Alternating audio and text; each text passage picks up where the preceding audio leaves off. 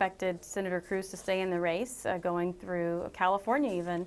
But at the same time, the margin was so large that it just really didn't make sense. The argument that the senator had been making, that once you're mathematically eliminated, you should drop out of the race. But, you know, Senator Cruz was a very good opponent. As Mr. Trump said, he was a great competitor, and he's a great senator, and we wish the best for him. According to CBS News exit polls, more than half, though, of Indiana Republican voters said the nomination battle divided the party. Nearly a quarter said they would not vote for Donald Trump in a general election. These reactions came on the same day that we saw Donald Trump associate Ted Cruz's father with Lee Harvey Oswald, and Ted Cruz respond in kind. What do you say then to those people? Well, look, every election, the last two elections, we have seen the establishments and the conservative go head-to-head with each other. And there's always been this division, particularly in the last two cycles in the party. And we're just seeing that play out again today, because neither the conservatives or the establishment got their candidate. But what we do know is that Donald Trump is creating history as we speak for the Republican Party, whether it's the number of primary voter turnout, whether it's the excitement. And he's a businessman without a political background who has clinched the nomination. He's made history. And I think a lot of those Republicans, at the end of the day, when they begin to see that contrast with Hillary Clinton, because it will be vast, they will get on board for the betterment of the country, and those emotions will subside. But there are people who believe the picture isn't perhaps as pretty as some others might think. I want to play for you something that REINCE PRIEBUS said earlier this morning on CBS this morning.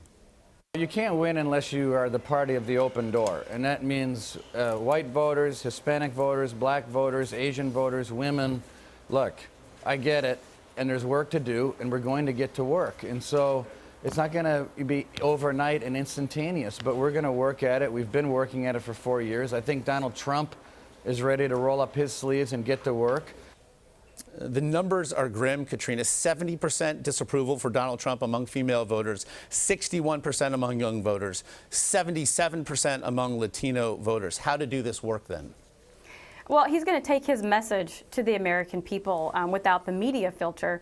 A lot of the things that Mr. Trump has said were pulled out of context, and we are going to work on that. REINCE PRIEBUS is absolutely correct. Mr. Trump is ready to roll up his sleeves and get that message out there. And we're also going to see a lot more people come forward supporting Mr. Trump with their own stories. So this idea that Donald Trump is a racist and sexist and misogynist and xenophobic, this is going to be overplayed because it's all going to fade. We saw his numbers really low at the beginning of the GOP primary process, but he took his message out to the American people and made his case. And what we're going to be contrasting with someone like Hillary Clinton, who is very different when it comes to foreign relations, when it comes to national security and the economy, first and foremost, we are going to see states that are going to be very competitive. So it's your contention that this message and the accompanying accusations of racism and sexism and xenophobia were simply a result of the media? Well, I think that Mr. Trump's words were definitely pulled out of context. He did not call all Mexicans rapists, as the media continues to report. He was stating statistics from the Department of Homeland Security, which is always left out of that discussion. So we are going to continue to make the case. Donald Trump beat Ted Cruz with Hispanics in states like Arizona, Nevada, Florida, New York. So the message is starting to get out there, and we've got a few months to reconcile that. He said this morning that he's not sure that he would welcome the endorsement of Ted Cruz. And yet Ted Cruz does have some 7.5 million or so voters who supported him, at least to this point. How important are those voters to Donald Trump's cause? Well, they're extremely important, and I'll just remind you that these wounds are still fresh. This was a very contentious race. Let's give it about a week for the dust to settle and for people to realize who the real challenger is here, and that is Hillary Clinton. And I think you're going to see a lot of Republicans come on board, even those who swore they would never vote for Trump. Look, I swore I'd never vote for John McCain. I swore I'd never vote for Mitt Romney. And guess what? At the end of the day, I pulled the lever for the Republican on the ticket because that's what you do if you're a Republican and you want to stop Hillary Clinton. And yet there are clear divisions within the party even today, even as people call for unity. It's not just a problem in attracting the disenfranchised and the disaffected. It's also a matter of aligning a a way to approach this as a unified party. Is that a foremost concern for Donald Trump? Well, you know, Josh, you make an interesting point simply because this division did not start in June 2015 when Mr. Trump entered the race. This division started when they forced candidates like John McCain and Mitt Romney down the throats of the American people. And they're pushing this concept of the Republican Party platform. But when Republicans were in charge, they didn't subscribe to the Republican Party platform, and that began the division. So now we have a candidate, a transitional candidate, that can bring most of these Republicans along because we do have a good, solid, America's first, American people first economic message.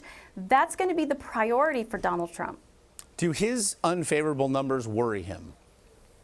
No, not at all. Look, we've had tens of millions of dollars of attack ads. And I think he mentioned that the number now is up to 65,000 attack ads against him. And of course, that's going to drive up someone's negatives. But at the end of the day, Mr. Trump was able to turn around those negatives where he was underwater back in June, turn it around in 3 months by putting his message out there. So he's going to make more speeches on policy, get more substantive into the discussion, talk about what his administration would look like, and you'll see those numbers change. I'm going to get you out of here on this one. In January, according to one poll, Hillary Clinton in polling against Donald Trump was up roughly 48 to 43. Those numbers have now gone to Hillary Clinton's roughly 53%, Donald Trump 38%. Those numbers are moving away from Donald Trump. What's to make anyone believe that those numbers will flip, will reverse themselves? Well, just 2 days ago, there was a national poll that showed Donald Trump on top, and you just really can't look at those numbers until the actual campaign begins. Hillary Clinton has not been vetted on her policies. That's why she's running on women's issues, because she doesn't want to talk about her role in Benghazi. She doesn't want to talk about her role in the last 40 years of complaining about the same issues, even as her husband was president and she served as Secretary of State, and foreign relations are worse. Those numbers will definitely change because Donald Trump is a candidate that will have a clear contrasting message. It seems we are headed to November. Trump campaign national spokesperson Katrina Pierson, as always, appreciate the time. Great to be here. Thank you.